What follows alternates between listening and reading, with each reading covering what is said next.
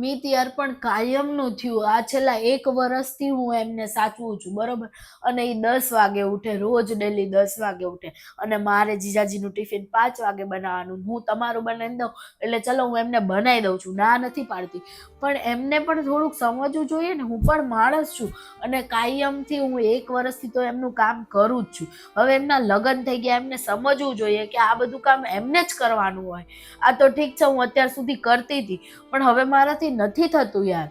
હું નથી કરવાની. હું અત્યારે જ તમને કહી દઉં છું કે હું હવેથી દીદીનું કોઈ જ કામ નથી કરવાની. એ નજીક રહે છે, એનો આ રીતે થોડો ફાયદો ઉઠાવવાનો હોય યાર. તમે બરોબર છે કે વરસમાં 2 થી 3 વાર આવો, મહિને એકાદી વાર આવો, પણ ડેલી હું એમનું કામ બધું અહીંયા કરું, કપડાં અહીંયા ધોવા મોકલે. હાલો એ તો આપણે મશીન છે, બરોબર? તો એમને મશીન છે, તો ત્યાં ધોઈને એટલા સુકવાતા નથી એમનાથી કપડાં. એમ કે તબિયત નથી સારી, ઓલું નથી સારું, તો એ કીટી પાર્ટીમાં જાય, બહાર જાય, ત્યારે એમની તબિયત સારી થઈ જાય.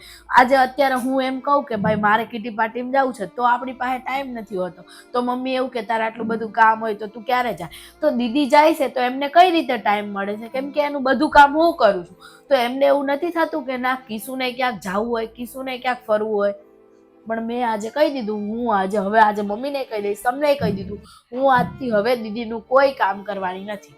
હા, એ મહિને 1 વાર આવશે ને તો હું એને રાંધી ખવડાવીશ ને કરીશ. બાકી હું રોજ એમનું કોઈ જમવાનું નહીં બનાવું, કપડાં નહીં ધોવું ને એમના છોકરાને નહીં હાટવું. મારી હાટું થોડા છોકરા અહીંયા મોટા કરવા મૂકી જાય છે. હું હવે કાંઈ નહીં કરું. રોજનું થયું આ છેલ્લા 1 વર્ષથી કરું છું. હવે હું કંટાળી છું. હા હા હા, સારું સારું. હા, પણ હું કહી જ દેવાની છું, હવે મારાથી નહીં થાય. હા, હું પછી કરું. ચલો. હું ક્યારની રસોડામાં એકલા એકલા કામ કરું છું, તને એમ નહીં થતું કે લાય કરાવ? ના મમ્મી. બોલો ના મમ્મી કે છે. અહીંયા ફોન પર ક્યારની બેઠી બેઠી વાતો કરે છે, ઘરમાં કામ કરવાની ખબર નહીં પડતી. સાચું કહું તો ના, નહીં થાય હવે મારાથી કામ મમ્મી. કેમ તમને ભલે આ વસ્તુ મારી ખરાબ લાગશે, પણ હવે મારાથી નહીં થાય. નહીં થાય એટલે કેમ? હું આપણા 4નું કામ કરી શકીશ મમ્મી, પણ હું હવેથી આરતી દીદીનું કે જીજાજીનું કે છોકરાઓનું કાંઈ કામ નહીં કરું. અરે એ છોકરી છે આ ઘરની, અહીંયા રહે છે તો આપણે કરવું પડે, એમાં શું નવાઈ છે? પણ મમ્મી કરવું પડે. નણંદ મહિનામાં 1 વાર હારી લાગે, 2 વાર હારી લાગે. આખા છેલ્લા 1 વર્ષથી હું એનું કામ કરું છું, અને એ મસ્ત મહારાણીની જેમ 10 વાગે ઉઠે છે. એટલે મેં અત્યારે જ મિતને કીધું, તમને કહી દઉં છું, આજથી મારાથી કામ નહીં થાય. તમારે કરવું હોય તો તમે કરો, મને કાંઈ વાંધો નથી. એની તબિયત સારી નથી એટલે. છેલ્લા 1 વર્ષથી તબિયત નથી સારી. કાલે હજી કીટી પાર્ટીમાં ગયા હતા, ત્યાં તો તબિયત નહોતી બગડી એમની.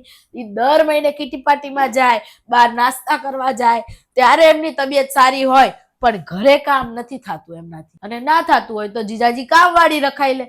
તમે માથે આટલા ચડાઈને રાખો તો એનાથી તો કાયમ કામ નહીં થાય. તો આખી જિંદગી શું હું ખવડાવીશ એમને? તમે તો એને હાથમાં ને હાથમાં રાખો કે તમારે તો એવું છે કે ભાઈ દીકરીને, મારી દીકરી આ નજીક છે તો એને ખવડાવવું તો પડે જ ને, ખવડાવવું જ પડે જ ને. તો દીકરી તમારી ક્યારેય ખાતા રાંધતા નહીં શીખે. તો કશો વાંધો નહીં, હું એને ના પાડી દઈશ. તને ના ગમતું હોય ને ના ગમવાની વાત નથી મમ્મી. તમારે એને શીખવાડવું પડે કે હવે એ સાસરે જતી રહી છે, હવે આપણે એનું બધું ના કરવાનું હોય. એની જવાબદારી આવે એ બધું કરવાની. એને એની જવાબદારી કાંઈ લીધી જ નથી અત્યાર સુધી. જે હોય તે તમે કરી દો છો. અત્યારે કાંઈ કામ હોય તો આરતી હું કરી નાખીશ, આરતી હું કરી નાખીશ. તો આરતી કેદી શીખશે કરતા? મારી મમ્મી આવે છે અત્યારે કે તમે ત્યાં જાવશો? આ તો સાસુ સસરા નથી રહેતા એટલે ને. અને વવે કરે મમ્મી, પણ 1 દિવસ હોય, 2 દિવસ હોય. હવે મારા ઉપર મારી બીજી જવાબદારી હોય. હું મારું કામ કરું છું તોય બધું હારે કરું. તો તમારે આરતીને એટલું કેવું પડે કે ભાઈ તું તારા ઘરનું કામ તો સંભાળ. એ તો આપણે ખાવા પીવાને કામ, કપડાં ધોવાનું એ આપણે ન કરવાનું હોય મમ્મી. તમારે એને શીખવાડવું પડે. મને એનાથી કાંઈ વાંધો નથી, પણ એ ક્યારે શીખશે? કાલ સવારે મારે છોકરા થશે તો હું થોડી આખી જિંદગી એનું કરી શકીશ. સાચી વાત છે કિસ્તુ, હું આરતીને હવે કહી દઈશ.